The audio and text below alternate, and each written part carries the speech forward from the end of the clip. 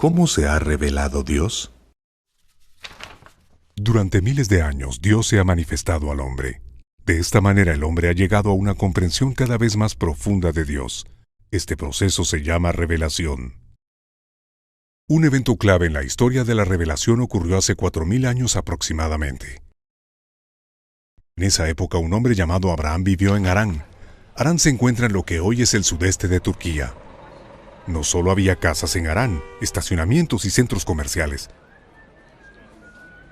sino que también había templos, muchos templos. Porque entonces la mayoría de la gente creía en muchos dioses. Había uno para la fertilidad, otro para la cosecha, otro para la lluvia, la guerra, incluso para la pedicura. Y fue justo en medio de este mar de divinidades donde Abraham oyó la voz de Dios. Irás a una tierra que te mostraré. Abraham confió en Dios, tenía fe y se marchó a Canaán. Él confió en Dios cuando le prometió un hijo y se mantuvo fiel a lo largo de todas sus tribulaciones. Abraham, que vino a ser llamado Abraham, es considerado como el padre de la fe en el único Dios. Los descendientes de Abraham son llamados israelitas. Muchos años más tarde, los israelitas cayeron bajo el poder de los egipcios. Comenzó un nuevo capítulo y entonces tuvo lugar la conocida historia de Moisés. Después de muchos años de esclavitud, del fenómeno de la zarza ardiente, de un faraón que se mantuvo cambiando de opinión y finalmente de las muchas plagas, Moisés llevó a su pueblo a la libertad. A lo largo del camino hacia la tierra prometida, Dios dio a los israelitas los 10 mandamientos e hizo un pacto con ellos. Finalmente estos conquistaron la tierra de sus antepasados y se establecieron en ella. Y así pasaron luego años y años. Entonces los israelitas exigieron a un rey y les fue otorgado Saúl. Su infeliz gobierno fue sucedido por David. Bajo el reinado de David y aquel de su hijo Salomón, Israel experimentó un período de prosperidad. El templo de Jerusalén fue construido en ese tiempo. Después el reinado se deshizo e Israel se convirtió en el peón de sus poderosos vecinos. Primero fueron los asirios y luego los babilonios, después los persas, los griegos, después de los ptolemeos y seleucidas, y finalmente fueron sometidos al imperio de Roma.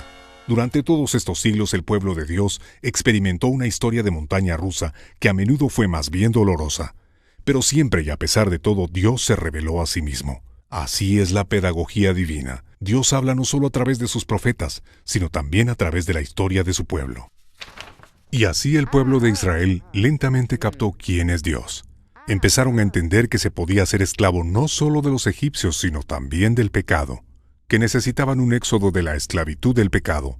Se dieron cuenta de que su tierra prometida solo podía ser un pálido reflejo de la verdadera casa celestial, que a pesar de todos sus esfuerzos, la ley nunca los haría hombres justos, sino solo la acción de Dios. Comprendieron que era necesario un Salvador, un Redentor de la humanidad enviado desde lo alto.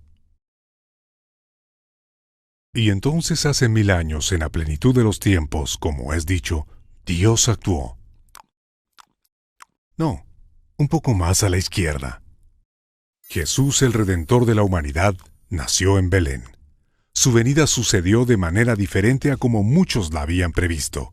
No era un guerrero colosal o un superhéroe listo para enfrentarse a los romanos. Predicó paz en medio de la opresión. Luchó contra el odio con amor. Él nos dio la vida por su propia muerte. Para algunos de los israelitas era evidente que con la venida de Jesús todas las promesas de los profetas se habían cumplido, y así llevaron el mensaje de la salvación a los confines de la tierra. Estos fueron luego llamados cristianos, y hoy en día forman parte del grupo más grande de creyentes en la tierra. En fin, esta es una versión breve de la historia de la revelación de Dios. Lo que encontramos no es solo una colección de cuentos heroicos. Dentro de esta historia encontramos santidad y pecado, y muchas veces en la misma persona. Y entre las líneas de estas historias de santos y pecadores, Dios se revela a sí mismo.